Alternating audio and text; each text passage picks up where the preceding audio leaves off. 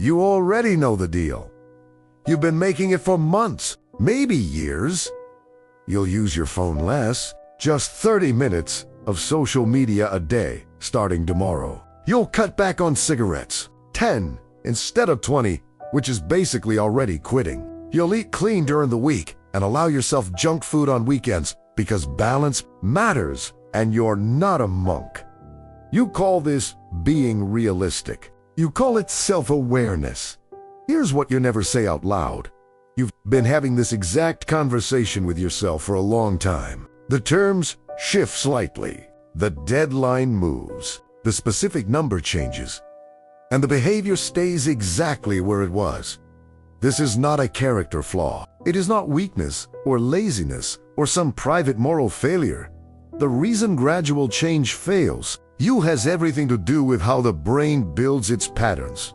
And more importantly, how it defends them. The exit exists. It doesn't look the way you expect. Asterisk. Don't decide to reach for your phone.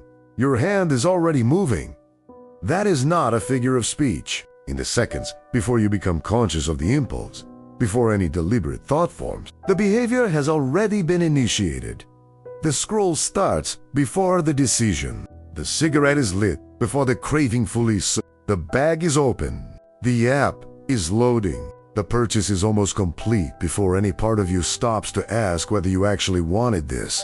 What you're calling a bad habit is a conditioned circuit, a behavioral pattern so deeply reinforced that it no longer requires conscious input to run. You didn't develop it through weakness. You developed it the same way every organism develops every automatic behavior, through repetition with reward.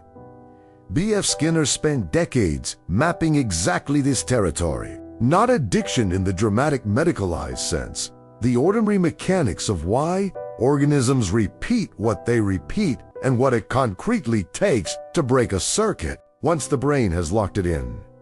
He called it operant conditioning. When a behavior is followed by a consequence, the organism finds rewarding relief, pleasure, stimulation. Escape. The probability of that behavior occurring again increases. Do this enough times, and the connection between trigger and behavior stops being a decision, it becomes a reflex.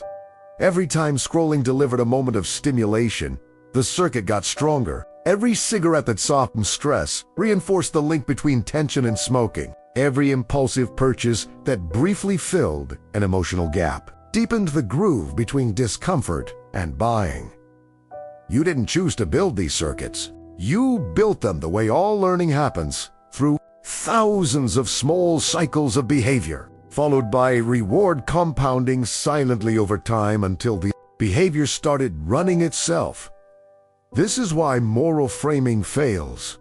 Telling yourself you need more discipline, more willpower, more commitment, none of that touches the actual problem. Because the actual problem isn't located in your values or your intentions.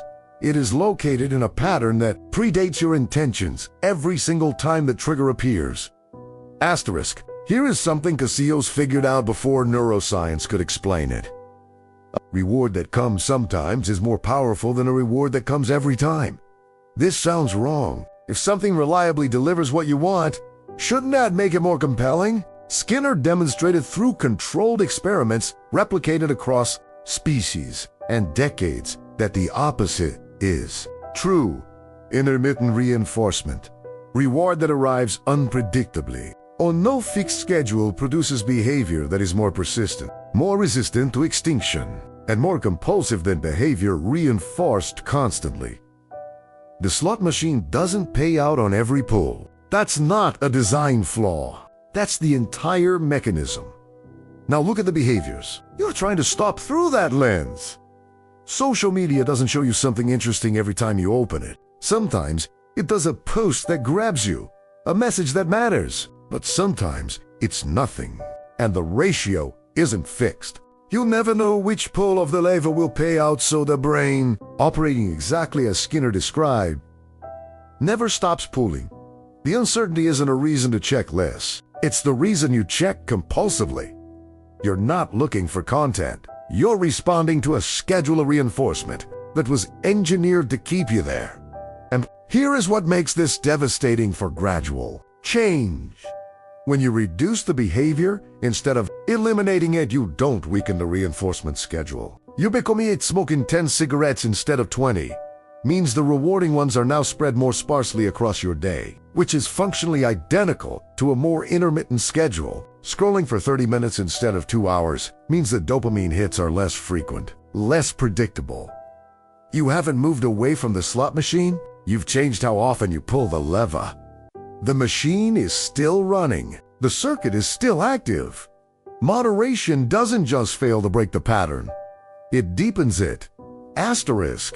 When you cut the reinforcement completely, the behavior doesn't quietly fade, it screams. This is the part no one tells you, or rather, it gets mentioned in passing. The first few days are hard. Expect some discomfort. Push through the initial resistance as though it were a minor inconvenience on the way to something easier. It is not a minor inconvenience. What Skinner documented, and what anyone who has attempted genuine extinction knows in their body, is that the removal of reinforcement produces an initial intensification of the behavior. Before it begins to decline, the compulsion spikes. The urgency becomes physical. The pull toward the old behavior is stronger in the first days of stopping than it ever was while you were doing it. Skinner called this the extinction burst. When a behavior that has been reliably reinforced suddenly produces nothing, the organism doesn't conclude that the reward is gone. It concludes that it needs to try harder. The behavior increases in frequency and intensity because that is exactly what intermittent reinforcement trained it to do. To persist through stretches of nothing because the reward might come on the next attempt. The first week feels like collapse. The anxiety is real. The irritability is real. The intrusive thoughts. Just one won't reset anything. I've already done so well. One exception is fine. I'll start again properly on Monday. Or not. Signs that you've failed.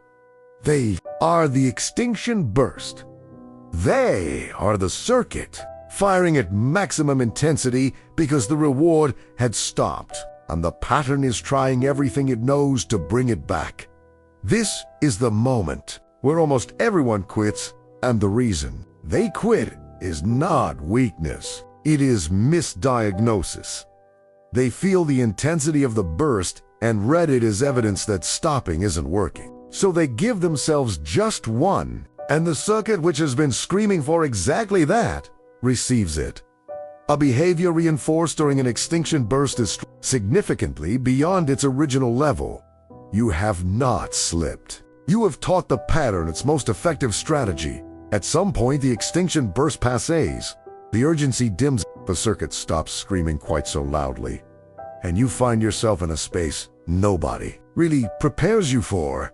Not the dramatic transformation of a before and after story, but something quieter, the absence of a pattern that used to organize large portions of your day.